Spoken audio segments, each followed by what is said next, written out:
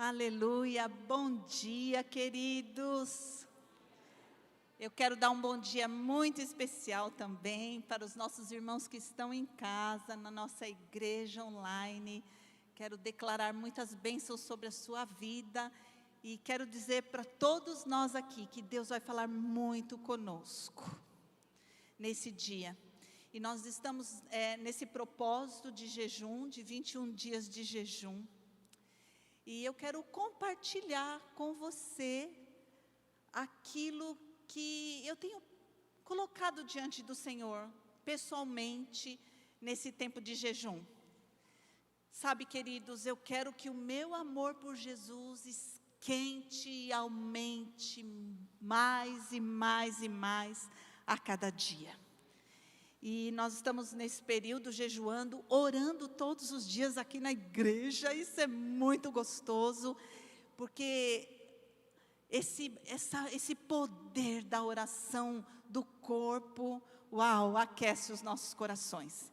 Então, se você não veio ainda, temos 2 semanas de oração, de jejum. E eu quero declarar esse amor também fervendo no seu coração. Amor por Jesus e amor pela palavra dele sobre a sua vida, de tal maneira que vai transbordar para a direita, para a esquerda, para frente e para trás, na vida das pessoas que estão com você. E eu quero te convidar, nesse momento, nós fazemos uma oração. Se você quiser pôr a mão no seu coração, e vamos orar aqui. Ó doce Espírito Santo, eu quero muito te agradecer, mostrar aqui a nossa gratidão por estarmos hoje aqui reunidos como corpo de Cristo. Que privilégio nosso fazer parte desse corpo. Queremos ouvir a tua voz. Abre os nossos ouvidos, abre, Senhor, os nossos olhos, o nosso entendimento para entender aquilo que o Senhor está falando, que o Senhor está fazendo, qual é o nosso papel, o nosso propósito aqui nessa terra, Senhor. Eu repreendo aqui em nome de Jesus toda dor, toda doença, toda preocupação, tudo aquilo que atrapalha o nosso coração de receber a palavra. Eu mando embora desse lugar em nome de Jesus. Aleluia. E o tema da nossa palavra hoje, apertem os cintos. O tema da nossa palavra hoje é: estejam preparados. E preparados para o quê? É disso que nós vamos falar. E eu quero aqui compartilhar com os irmãos a minha experiência, minha e da minha família, de 4 anos, uma das milhares de experiências de 4 anos que a gente teve no Japão. Está aqui a Beth, a família da Beth, que eram os meus vizinhos lá. E a Beth, gente, fala português, inglês, e se você precisar de japonês, ela também se vira.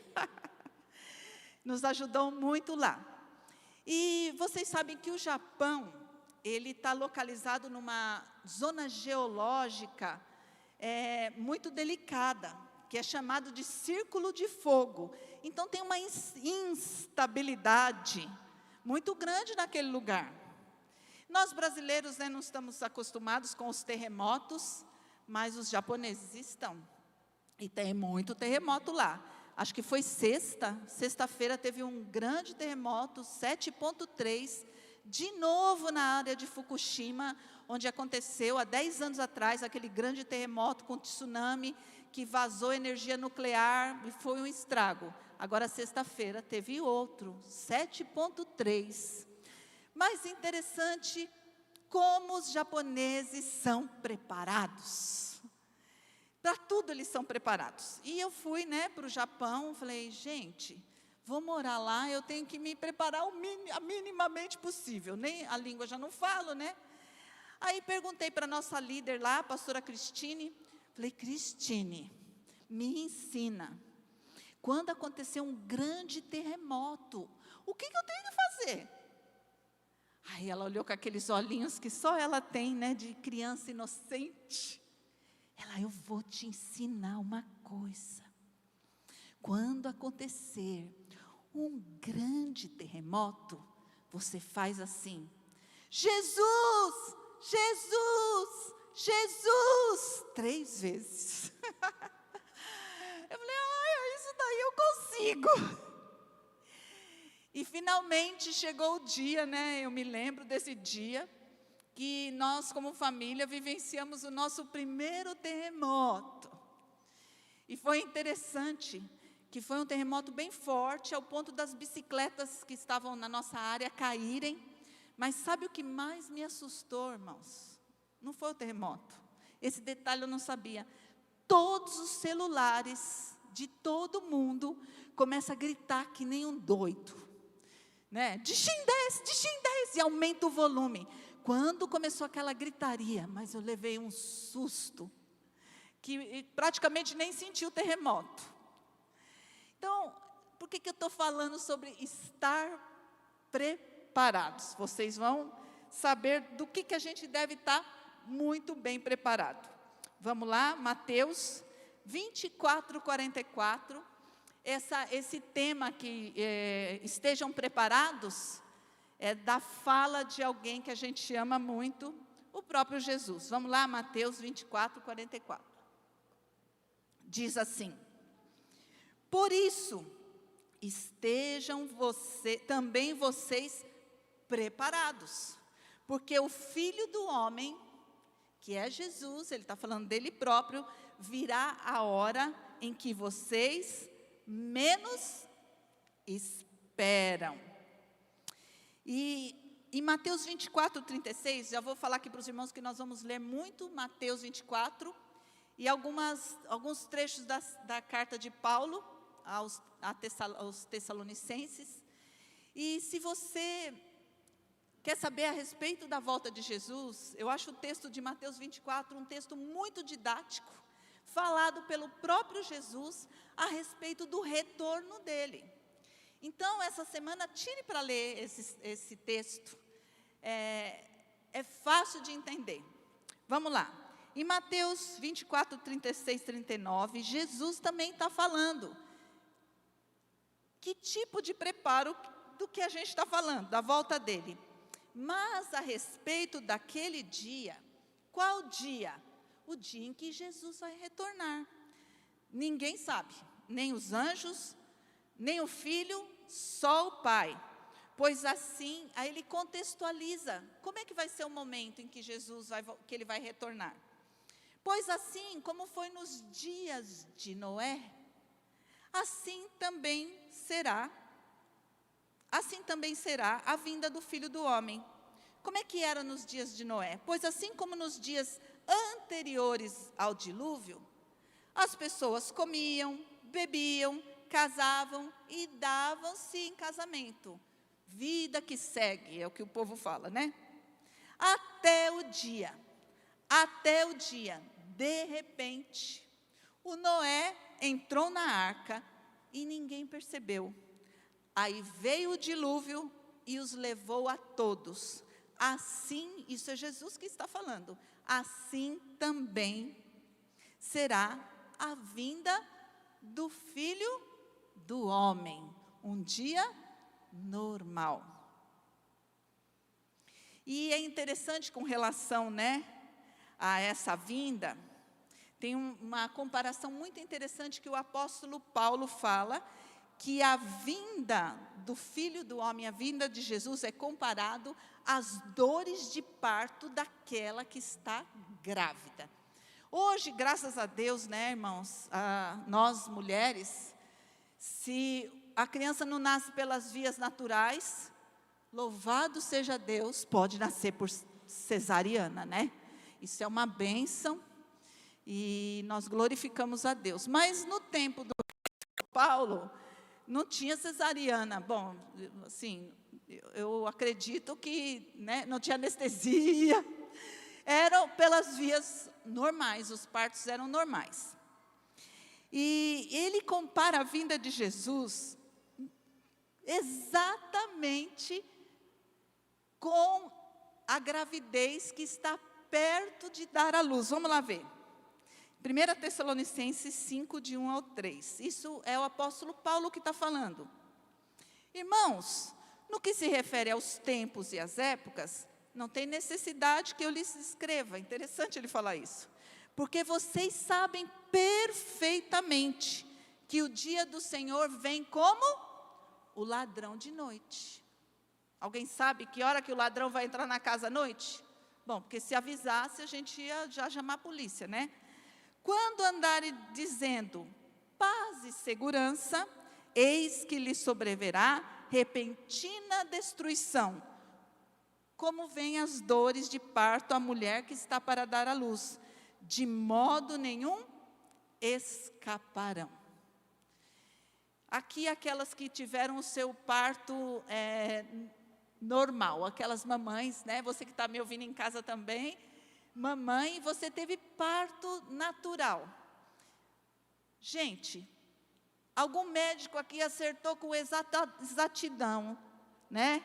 Vai nascer a menina dia tal, na hora tal, você vai ter certeza. Dá para garantir? Não dá para garantir. Mas o interessante disso tudo, dessa comparação, que quem teve parto normal vai saber muito, né? As mulheres que tiveram parto normal sabem disso. Antes de o bebê nascer, são emitidos sinais. Emitidos sinais. E a mulher que está grávida, evidentemente, né? Isso daqui é óbvio. Quem está grávida de 9 meses, ela tem uma certeza. Qual é a certeza? Eu vou dar à luz. Isso vai acontecer. Existe uma convicção. Ela está preparada. E antes do bebê nascer, os sinais vêm. Quantas mulheres aqui tiveram parto normal? Levanta a mão. Não tem sinais, irmãs? Tem muitos sinais. Eu me lembro, quando eu estava grávida da Ana Luísa, eu tinha convicção que eu ia ter parto normal. Não tinha outra alternativa para mim. Eu já tinha tido um parto normal antes. Eu falei, esse segundo. E eu sempre fui daquela que, quando vai dar à luz... Gente, se eu tivesse gêmeos, eles poderiam nascer os dois ao mesmo tempo. Eu não tinha problema nenhum com isso. E estava eu lá, barriguda, e no final da gestação eu troquei de médico, e fui para um médico que não me conhecia. E quando eu estava perto de dar à luz, ele olhou bem para mim, com aquela barriga gigante, com um bebê de quase 5 quilos dentro da barriga. Ele olhou para mim e falou assim, olha, era tipo assim, no começo da semana, se esse bebê não nascer até terça-feira, uma semana, eu vou fazer uma cesárea em você. Aí eu olhei bem para ele e falei, doutor, acalma-te, fique tranquilo, vai nascer antes desse tempo. E eu me lembro um fato muito particular nosso, meu e do Gumer, quando faltava assim, aquela semana para nascer, eu dei à luz a semana inteira. Chegava à noite, gente, aquele negócio, começava um rebuliço dentro de mim, aí começava a ter contração, a madrugada inteira com contração. Quando ia chegando umas 4 horas da manhã, a criança se acalmava e eu dormia. Foi uma semana, até que chegou na sexta-feira, o Gumer falou, eu não aguento mais isso. Essa criança vai nascer. Aí eu olhei bem para a cara dele e falei, nossa, que convicção, né? Imaginem, né? Aí eu falei, mas antes dessa criança nascer, eu vou comer. Tomei um café, porque essa história, gente, passar dias sem comer no hospital é traumática. Como eu já tinha tido eu falei, vou comer. Comi e falei, vamos para o hospital. Cheguei no hospital, o médico olhou bem para mim e falou, volta para casa. Aí o Gumer no carro, porque os sinais foram, do segundo foi ele que sentiu, né? Aí fui para o carro, ele falou, vamos para casa, coisa nenhuma, nós vamos para o hospital, porque essa criança vai nascer hoje. E não deu outra, né, irmãos? Eu cheguei no hospital, já estava lá a ponto de dar a luz, porque do segundo foi o Gumer que sentiu os sinais, né?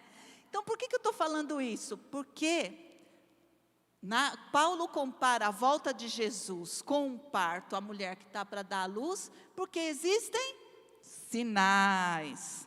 Essa semana eu vi que os judeus religiosos, eles vão fazer uma reunião, né, online, evidentemente, com todos os judeus do mundo inteiro, e eles vão clamar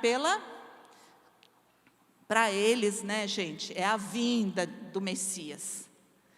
Mas Jesus já veio. Eles não receberam Jesus como Messias, mas a palavra diz que todos aqueles que o receberam, deu-lhes o poder de serem feitos filhos de Deus. Se você recebeu Jesus, você reconhece Jesus como Filho de Deus, que morreu, ressuscitou, é o seu Salvador, quero dar uma notícia para você. Você é uma filha de Deus, é um filho de Deus. E Paulo também fala, né? Vamos lá ler, que isso está falando a respeito de nós filhos. 1 Tessalonicenses 5, 4 a 5. Muito embora, é interessante, fale-se que Paulo fala, Jesus fala que a vinda dele vai vir como um ladrão de noite. Tem uma notícia para os filhos, olha só. Mas vocês, irmãos, não estão em trevas, louvado seja o nome de Jesus. Essa palavra é para nós, para que esse dia os apanhe de surpresa como ladrão. Então, para nós, os filhos de Deus, os filhos da luz, que não vivemos em trevas, esse dia não nos pegará de surpresa. Você pode dar um glória a Deus? Aleluia!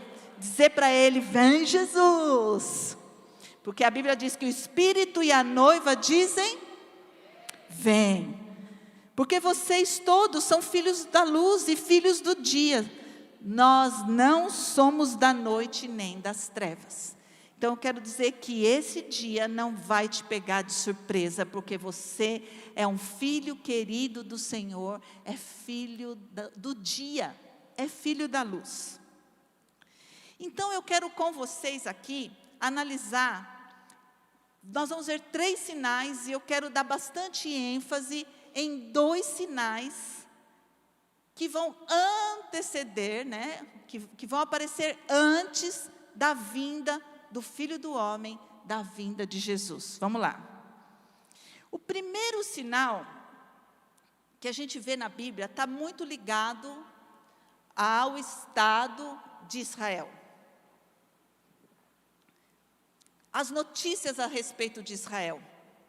Porque quando você lê Mateus 24, o contexto de Mateus 24 começa que eles estão no templo, Jesus e seus discípulos, e eles estavam admirando a construção do templo.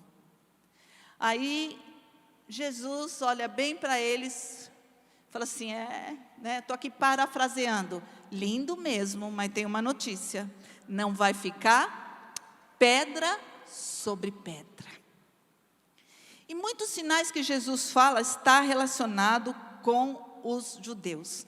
Fala também isso, gente, se você viaja para Jerusalém, na minha experiência, ela me remeteu mais ao futuro da volta de Jesus do que ao passado.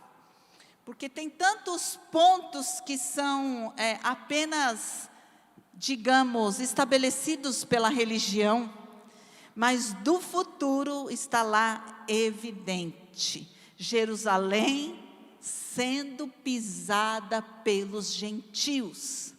Lucas, Jesus fala que Jerusalém será pisada pelos gentios, até que se cumpra o tempo dos gentios.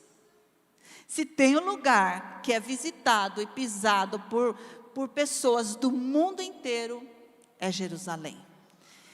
O que eu verifiquei lá a respeito do templo, de fato, não ficou pedra sobre pedra. E eu senti muita misericórdia daquele povo. Porque até o pedacinho de muro que eles têm, dizem que nem é um muro propriamente dito, é a parte de baixo que sustentava o muro. É tão pequeno, e eles ficam ali chorando. Quando nós tivemos a oportunidade de passar por um túnel, que vai bem rente ao muro, porque do outro lado é o domo, aquele domo dourado muçulmano. Então o túnel vai bem rente. E eu vi uma mulher, no lugar que eles dizem que é o lugar mais próximo do Santo dos Santos, era, né? Uma mulher chorando aos prantos. Aquilo me deu uma compaixão, sabe? Eu me intercedi por ela, eu falei que essa mulher tenha revelação, que Jesus já veio, já está para voltar. Então, quando você olha para Israel, Paulo diz, né? Quando disserem paz, paz, vai vir o quê? Uma repentina destruição. Queridos, se tem algo que um judeu, que um cidadão daquele local, Israel, mais deseja nesse mundo, sabe o que eles mais desejam no mundo? Paz. Porque não é fácil morar naquele lugar, eles querem viver em paz com todos os que estão lá. E agora, recentemente, teve aquela festa do Hanukkah, sabe que acende aqueles candelabros? Eu vi na comemoração em Jerusalém, líderes ortodoxos, assim, líderes religiosos, judeus, juntamente com árabes, acendendo, emitindo um sinal: nós queremos paz. Então, gente, Israel, o Estado, a nação de Israel é um sinal para a volta de Jesus. Qual o segundo sinal? Eu quero falar de 3, que Jesus fala a respeito da volta dele. O que vai acontecer? Vamos lá, Mateus 24, de 12 a 13. Olha só. Quero que você acompanhe aqui junto comigo. E por se multiplicar a maldade, o amor de muitos se esfriará. Tem uma outra versão que é tão interessante que fala que o amor de quase todos. Gente, quando fala isso, que o amor de quase todos esfriará, não te dá um frio na barriga?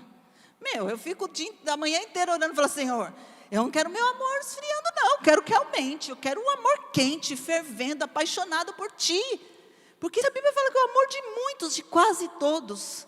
Então, esse é um tempo para nós nos prepararmos, para que o nosso amor se inflame por Jesus ainda mais. E Jesus mesmo diz: e aquele, porém, que ficar firme até o fim, esse será salvo. E eu quero ler outro texto que Paulo diz para Timóteo, em 2 Timóteo 3, de 1 a 5. Vamos lá. Vamos prestar bem atenção nesse texto. Ele diz assim para Timóteo: mas você precisa saber disso. Nos últimos dias sobrevirão tempos difíceis, pois os seres humanos serão egoístas, avarentos, orgulhosos, arrogantes, blasfemadores, desobedientes aos pais, ingratos, ímpios, sem afeição natural, implacáveis, caluniadores, sem domínio de si, cruéis, inimigos do bem, traidores, atrevidos, convencidos, mais amigos dos prazeres do que amigo de Deus, tendo forma de piedade, mas negando o poder da piedade. O que ele diz? Fique longe também desses. Sabe, queridos, eu quero aqui, não sei se você, de alguma maneira, identifica circunstâncias que envolvem pessoas que estão ligadas a 2 Timóteo 3, 1, 5, que a gente acabou de ler. E eu quero aqui com vocês, a gente constatar, na verdade, maldades atuais. Sabe, queridos, hoje a gente vive um tempo muito estranho. Quem aqui, acho que são poucos, está que nem eu aí, 50 anos para cima, perto dos 60. Porque quando a gente, aquele sistema da RAM na água, que vai esquentando, né? À medida que a água vai esquentando, né, gradativamente, vai ficando confortável, você não sente a mudança de temperatura. Mas, se você já viveu um pouco antes, você vai notar uma diferença muito grande na temperatura dessa água. E eu quero aqui falar de duas maldades, talvez as duas maldades estejam ligadas a vulneráveis. A primeira maldade que eu quero falar é sobre a legalização e descriminalização do aborto. Queridos, hoje nós vemos bandeiras defendendo o aborto. Por quê? Tem aquelas justificativas, coitada, gente, foi estuprada. Quero contar um testemunho que a Ana me contou. A Ana morou nos Estados Unidos um tempo e estudou numa universidade evangélica. E no verão, nas férias de verão, uma amiga da faculdade, uma colega de classe dela, foi estuprada. É triste, irmãos? Muito. É muita maldade? Muito. É uma violência contra um vulnerável? Muito, muito, muito. É uma maldade muito grande. Mas o que eu fiquei feliz? A comunidade se reuniu, apoiaram essa moça, e um casal da comunidade ali, da universidade, adotou a criança. Uau, eu fiquei muito feliz com isso. Sabe, queridos, a gente vê, na verdade, os mais frágeis sofrendo violência, e a resposta para essa violência é uma violência equivalente. Isso é maldade. Mas eu quero dizer uma coisa para você, para gravar bem no seu coração, para que os seus ouvidos e os meus também se abram.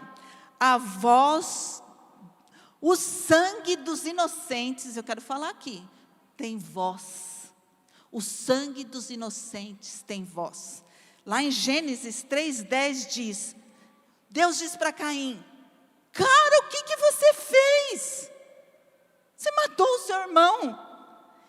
Porque a voz do sangue do seu irmão clama a mim desde a terra. Queridos, eu peço para o Senhor abrir os seus ouvidos, para que você ouça o clamor do sangue dos inocentes que são derramados de milhões e milhões e milhões. Eu morei num país em que o aborto era liberado. Sabe o que virou? Virou meio anticoncepcional. É isso, quando o aborto não é crime no lugar, ele vira meio anticoncepcional. Outra coisa, queridos, que se impõe, que é uma maldade. Impor ideologia de gênero para crianças. E mostrar que essa questão de ideologia de gênero é uma questão genética. Se você é adulto, uma pessoa que é adulta, fez essa opção, eu quero fazer essa opção, você é adulto. Nós amamos todas as pessoas são amadas, queridas, independente das suas escolhas. Mas impor isso sobre uma criança, isso é maldade. Estava vendo recentemente nos Estados Unidos, que as crianças vão ter opção de escolher o banheiro que vão entrar.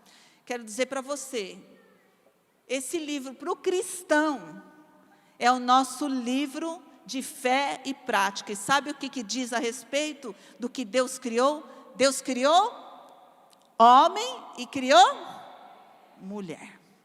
Isso é a Bíblia que está falando, gente. Isso é a Bíblia. Eu morei um tempo nos Estados Unidos, estudei lá. Isso já faz tempo, 7 anos. E na hora de preencher a ficha da escola, estava lá, né, na minha época, a gente preenchia sexo feminino e masculino. Aí eu preenchi lá, aí tinha um monte de coisa escrito a respeito de gênero. Perguntei para a professora, mas, what is this? O que é isso aqui? O que é esse negócio? ela olhou bem para mim, fez assim. Naquela época, eu confesso que aqui a gente não tinha esse movimento tão forte, né, que sempre vem dos Estados Unidos, depois chega aqui. Sabe, queridos, eu não quero aqui criticar pessoas, não são pessoas que eu estou criticando.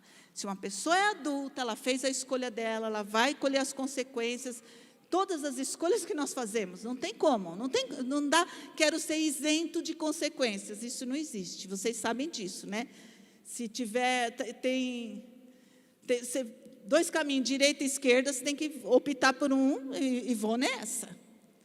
Então, agora, impor isso sobre crianças, impor também que esse tem sido o caminho, que a pedofilia é uma preferência sexual, queridos, se essas coisas não são maldades, então Jesus diz, por se multiplicar a maldade, o amor de muitos esfriaria.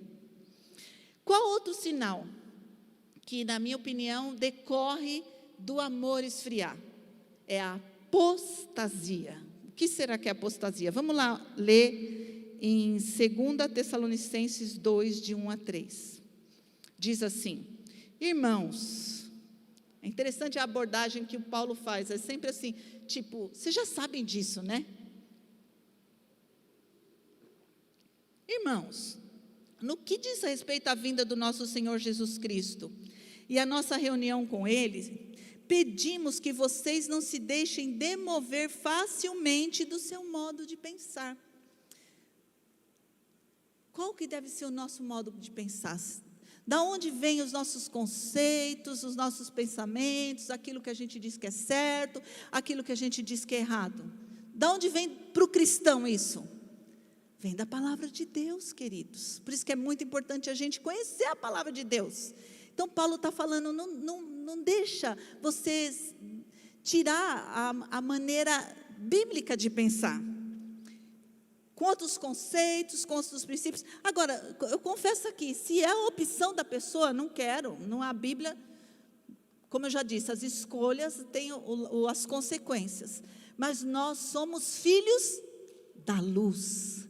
Nós escolhemos receber Jesus como nosso Senhor, e nós temos esse livro aqui, que vai nos ensinar a viver, vai nos esclarecer o que é certo e o que é errado.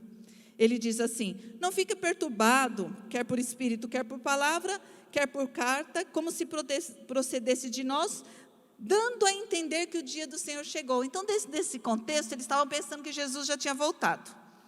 Ninguém, de modo nenhum, te engane. Então, a operação do engano nos últimos dias, e engano tem muito a ver com ideias, conceitos. Porque isso não acontecerá, aqui ele diz uma coisa que vai acontecer antes da volta de Jesus.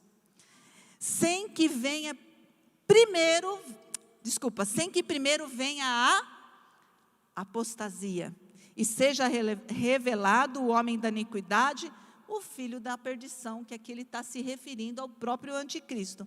E pergunto para vocês, o que é apostasia? O que é?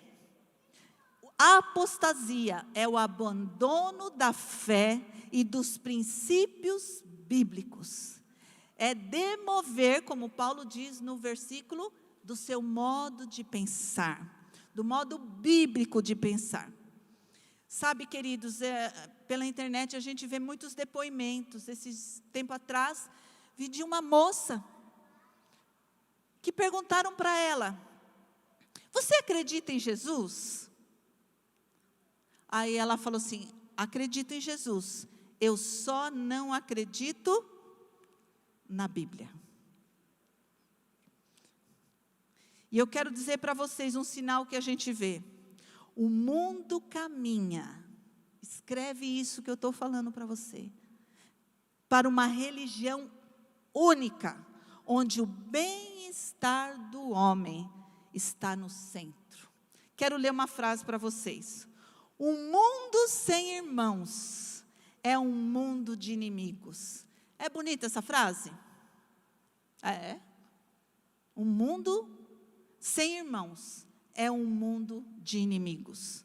Então, queridos, nós estamos vivendo um caminho para o ecumenismo. Significa o quê? Eu respeito a sua verdade e você respeita a minha. E assim nós vamos viver em paz, porque é a paz que o mundo anseia. Agora eu quero citar para vocês, é muito importante a gente como cristão ter isso na nossa mente, na nossa cabeça. Alguns versículos que vão contra essa ideia. Vamos lá. João 14:6. O que Jesus diz? Ele próprio diz: eu sou o caminho, eu sou a verdade e eu sou a vida. Ninguém vem ao Pai a não ser por mim. Jesus fala isso. Então, queridos, muitas vezes a gente escuta, mas tem muitas verdades, muitos caminhos que levam a Deus. Com todo respeito eu digo isso. Isso é engano. É um engano. Porque só Jesus é o caminho. Eu tive uma experiência muito forte, até foi fora do Brasil, que uma pessoa chegou para a gente, um pastor, falou: se você fala que Jesus é o único caminho, a pessoa que não recebeu Jesus como Senhor, mora lá nas montanhas do Nepal, não conhece Jesus, ela morre e vai para o inferno. Eu falei: por isso que nós, como igrejas, a gente tem uma missão, e isso vai ser cobrado de nós.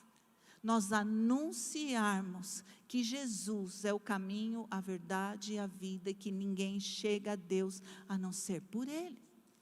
Nós tivemos uma oportunidade, na verdade foi o Gumer que teve, ele foi ajudar quando teve o terremoto em Fukushima, 10 anos atrás, e o pastor Timóteo, Cristine e a Rebeca foram na casa de um sacerdote budista, que ele perdeu tudo, e eu fico muito, muito feliz por essa oportunidade, porque a gente conhece Cristine e Timóteo e a Rebeca, o quanto eles amam aquele povo, o quanto eles choram por aquele povo, o quanto eles querem que os japoneses recebam a Jesus, que conheçam a verdade. E a Cristine não perdeu a oportunidade, falou assim, o Gumer estava lá, estava simplesmente lá, falou para o sacerdote budista, chamou ele e falou: esse homem, apontou para o Gumer, veio lá do Brasil para falar uma coisa para o senhor. Aí o Gumer anunciou o evangelho para ele. O Gumer falou que ele ficou, no final ele falou assim: eu preciso rever os meus conceitos. Queridos, eu quero dizer que nós temos um encargo sobre nós ainda, no dia de hoje, de falarmos que Jesus é o caminho, a verdade e a vida. Orarmos pelos nossos vizinhos, pelos nossos parentes. Quando eu recebi Jesus, gente, eu entrei num desespero louco na minha vida. Falei: meu pai precisa receber Jesus, minha mãe precisa receber Jesus, minha tia, lembra da tia Teresa? Quantos aqui conheceram a tia Teresa? Falei: minha tia precisa receber Jesus. A minha vida era orar e falar de Jesus para eles. Esse deve ser o encargo do nosso coração. Qual outro versículo, Quero ler aqui com vocês. João 3,36, olha lá. Por isso, quem crê no Filho, tem a vida eterna. Quem se mantém rebelde contra o Filho, não verá a vida. E olha como é forte isso. Mas sobre ele permanece a ira de Deus. Jesus aplacou a ira de Deus na cruz, morrendo no nosso lugar. Muitas vezes a gente quer falar, mas sobre quem não crê em Jesus permanece o amor de Deus. Não é o amor de Deus, queridos. Está escrito, é a ira de Deus. Nós temos um papel nessa terra. E eu quero terminar aqui lá em Romanos 9:33, diz assim: Jesus, a pedra de tropeço. Eis que põe em Sião uma pedra de tropeço e rocha de ofensa. Virão dias em que falar que Jesus é o único caminho, é a verdade, é a vida e é o único que nos leva ao Pai. Eu não creio que virão dias, esses dias já aconteceram e acontece. E diz aqui que ele é uma rocha de tropeço, é uma pedra de tropeço e rocha de ofensa, e aquele que nela crê, nessa rocha, não será envergonhado. E aí eu pergunto para você, você está preparado? Você está preparado? Eu fico muito animada, porque a Bíblia já nos diz que esse dia não vai nos pegar de surpresa como ladrão, porque nós somos filhos da luz. E eu quero finalizar com essa, vocês viram essa imagem dessas 5 moças?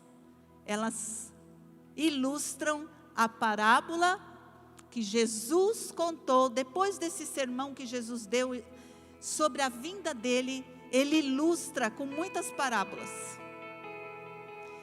E essa parábola é a parábola das 10 virgens. A parábola diz que o reino de Deus se assemelha a 10 virgens. 5 delas eram prudentes e 5 delas imprudentes. O que diferenciava uma das outras? As 5 das outras 5. A prudente das imprudentes. Todas elas eram noivas. Todas elas levavam uma lamparina com óleo. Porém, o tempo passou e o noivo demorou para chegar. Ficou de noite e todas elas dormiram. Até que se ouviu de repente. Gente, o de repente é de repente. Está tudo igual, mas de repente ouviu-se a voz que o noivo estava chegando. Eis o noivo, saia ao encontro dele. Aí aquelas que eram prudentes, elas tinham um diferencial. Elas levaram óleo extra numa vasilha. Quando aquele óleo da lamparina acabou, elas colocaram, acenderam e foram ao encontro do noivo. Porém, aquelas que não tinham levado óleo extra, tiveram que em cima da hora sair para comprar. Mas Jesus diz na parábola que foi tarde demais. Foi tarde demais. Quando elas foram lá bater na porta do noivo, isso é muito triste. Elas pediram, né? Antes elas pedem óleo para as outras colegas, falam: não vou dar para você, vai que eu dou para você, não sobe para mim. Diz assim, em verdade, o que o noivo disse para essas atrasadas? Em verdade lhes digo que não as conheço. Portanto, Jesus fala isso. Queridos, que essa palavra fique martelando na sua cabeça. Portanto, vigiem, porque vocês não sabem o dia e nem a hora. Eu quero te convidar nesse momento a ficar em pé. Nós estamos finalizando. E assim como o Espírito Santo tem falado no meu coração, te prepara, prepara-te. Hoje Ele fala para você, prepara-te. Paulo diz, né, num versículo diz que muitas pessoas chegam e falam: mas os nossos pais já falavam que Jesus ia voltar, e Ele não voltou. Né? Comamos e bebamos que amanhã morreremos. Queridos, se Jesus voltar daqui 50 anos, a probabilidade de muitos de nós não estarmos mais aqui é muito grande. Se Ele voltar daqui 100 anos, quem estará aqui? 150, 200 anos. Por que eu estou falando isso? Porque nós, querendo ou não querendo, vamos nos encontrar com Jesus, o Rei dos Reis, Senhor dos Senhores, de uma forma ou de outra. Por isso o Espírito está clamando para a noiva: prepara-te, prepara-te. O Espírito está falando dentro do seu coração. E como Paulo diz, nós somos os filhos da luz. E os nossos olhos vão estar abertos, os nossos ouvidos e o nosso coração, para enxergarmos os sinais. Quero te convidar a cantar essa canção com toda a intensidade e sinceridade do seu coração. Abre os meus ouvidos, eu quero ouvir. Abre os meus olhos, eu quero ver. Abre o meu coração, quero sentir teu grande amor.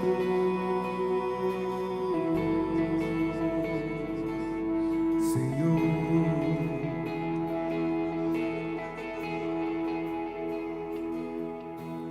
abre os meus ouvidos, eu quero ouvir. Abre os meus olhos, eu quero ver. Abre o meu coração, quero sentir teu grande amor.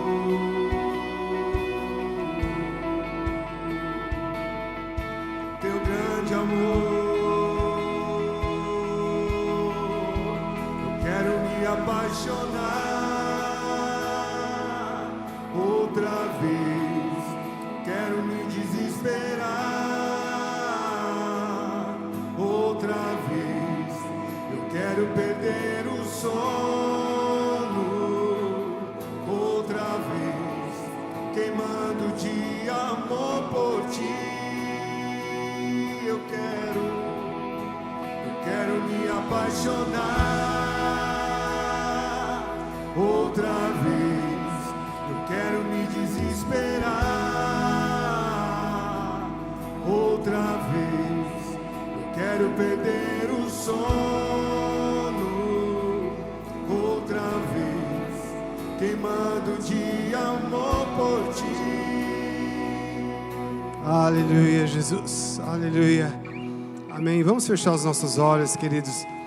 Eu creio que o Espírito Santo está reavivando uma paixão, um amor no nosso coração, porque a Bíblia nos chama a igreja de noiva, e a expectativa maior de uma noiva é pelo dia do casamento. Não tem expectativa maior do que essa.